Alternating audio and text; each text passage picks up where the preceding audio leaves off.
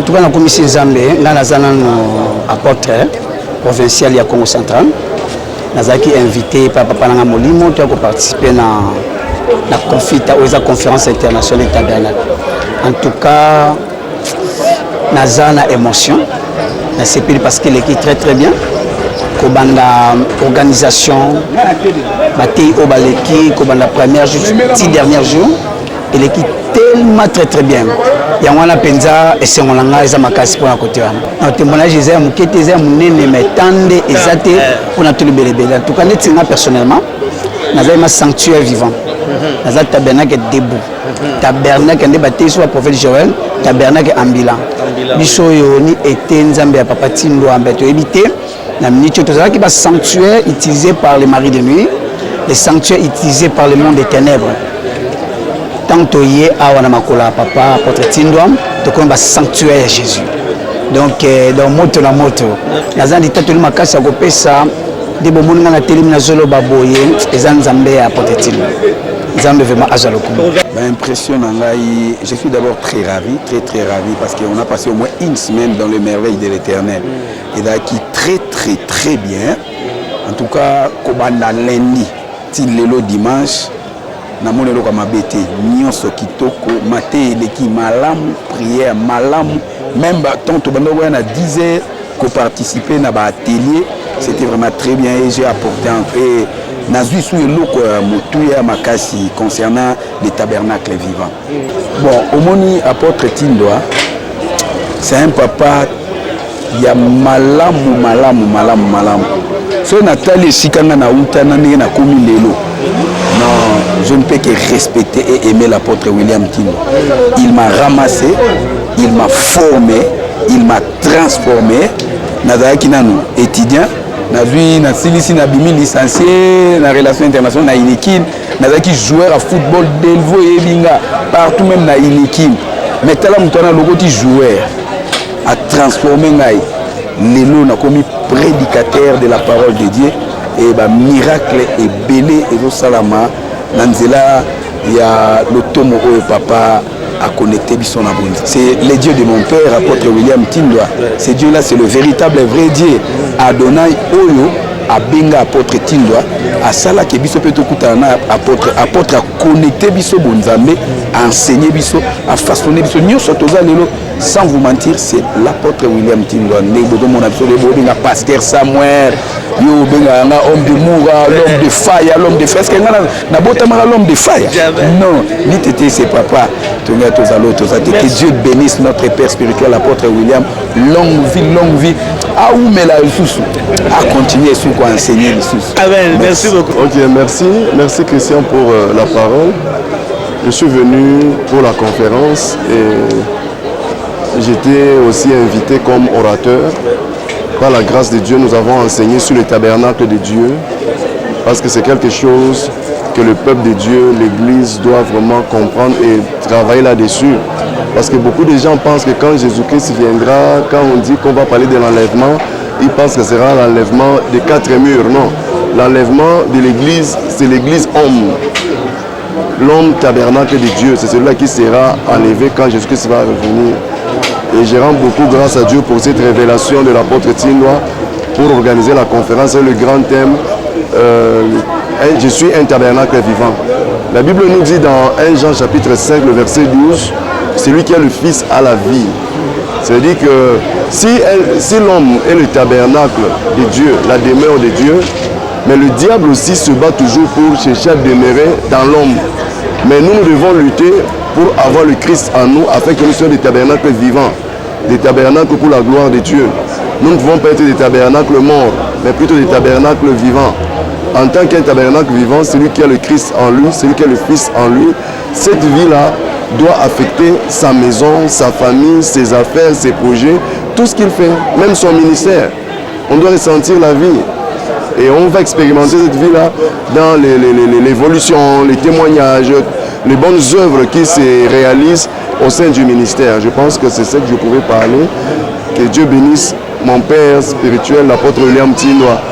Que Dieu bénisse les tabernacles, que Dieu bénisse l'église du Cameroun, le tabernacle de Dieu. Merci beaucoup, apôtre. en tout cas, vraiment, il équipe très très bien. C'est la 4e édition. Nara la première, Nara Taka, deuxième Nabandi, troisième, et la 4e. En tout cas, il équipe tellement magnifique. Au monde, pasteur et belé de par-ci, de par-là. En tout cas, on a grâce à se déchaîner. En tout cas, ça les bien. On a été tellement édifiés. Les clôture, comme vous voyez. En tout cas, moi personnellement, dans un témoignage. Na bika ngai onde bomoninga boye lelo nazongeli talon na bika na simba beki linganga balembandi babi bako baosa autrement te ngana bomsaka mbongo bongo ba isanga $15,000 botogende end po bakena otsanga nini libende na kati bo basoigner nga bassin esetengamaki mais na grâce eza na kati ya papa nanga apôtre William Tindwa na bika na effort na biki lisusu koleka na confit à 4e édition. En tout cas, ça livre vraiment bien. On a été tellement édifiés, comme vous le voyez, le clôturé. En tout cas, Dieu soit loué. Ceux qui ont mis le bélanombi, ceux qui n'ont pas l'église ôtée, n'a évité soit il est là, aujourd'hui, j'ai dit en tout cas grand gloire à Dieu, gloire au Seigneur. Je suis pas patine de la vie sur mon boudaï, apôtre William Tindwa, mon père que j'aime beaucoup. En tout cas, que Dieu soit loué pour tout. Donc c'est la 5e édition. Alors, tu as vu que de plus en plus, miracle au bâtissement davantage. En tout cas, merci. Apesi Nzambe alola merci. Nzambe oyo apesaki mosali na Nzambe apôtre Tindwa. Ofifa eleki bien makasi. Nga moko nazwaki décision natekaka. Mais nalobaki na koteka te na koparticiper ti suka mpo nazwa mapamboli. Tout justement ndenge Saint-Esprit elobelaki ngai nazwi yango.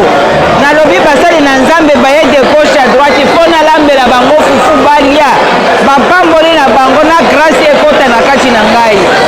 4e jour nakokende koluka offrande mpo napesa napambolama. Tout justement ka ndenge nalobaki ndenge esalemi napambolami makasi na bana na ngai oyo motema na ngai elukaka nazwi yango na kombo na Yesu.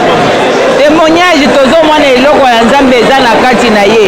Eza neti oboti mwana ntango oboti mwana akosala koleka mwana oyo toboti tomoni grâce eza na kati na ye nde tosatache tozwa mpe mapamboli tozomona azopambola bato mosusu biso mpe topambolama lokola lelo topamboli moyo tosapeli makasi. Merci beaucoup papa. Nzambe apambola bino. Merci au Très-Haut pour ce qu'il a fait dans nos vies, pour ce qu'il a fait avec Confita 2024. Nous avons vu et nous avons eu des témoignages, des gens qui ont témoigné. C'était vraiment un grand moment dans la présence de Dieu.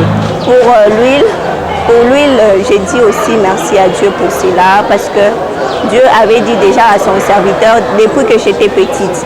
Mais pendant que je grandissais, pendant que j'évoluais, je ne m'attendais pas, même quand je suis revenue de l'Inde, je ne m'attendais pas, je venais pour autre chose. Mais il a dit que c'est Dieu qui lui a parlé cette nuit.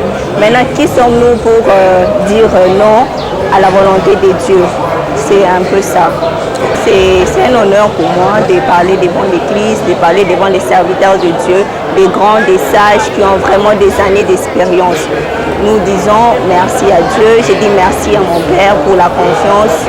C'est quelqu'un qui m'a observé, qui me continue de m'observer de loin. Oui, c'est un peu ça. Merci beaucoup. Merci. Le 16, le Lotosa, le 22, aussi d'enseignement makasi na comprendre que tant on attend la jour nyonso na za tabernacle vivant, je suis un sanctuaire na koki ko bangelo côté donc place nyonso na kokende Nzambe ko se révéler que azan Nzambe ya bomoy, Nzambe puissant, Nzambe capable, toza na Nzambe responsable te, toza na Nzambe oyo akiti bâtiment mais afandi na kati ya moto. C'est-à-dire, nous sommes très contents de cette organisation. C'était très bien passé. Et nous remercions aussi notre Père spirituel de nous avoir invités, nous faire confiance en tant que ses fils. Tango tozo bima awa tozo bima na mapamboli. Kuna tozo kende Nzamba osalika. Aza moto miracle. Abotamaki moto miracle. Biso tozalaki bato pamba. Biso toza bato Nzamba ekolokota biso na bapoubele. Nzambe asali biso bato, Nzambe atindwa aza Nzambe, c'est pourquoi tokangami naye parce que azosala bilombo na makambo ezomonana. C'est pourquoi tosattaché naye parce que aza na Nzambe vivant. Merci beaucoup.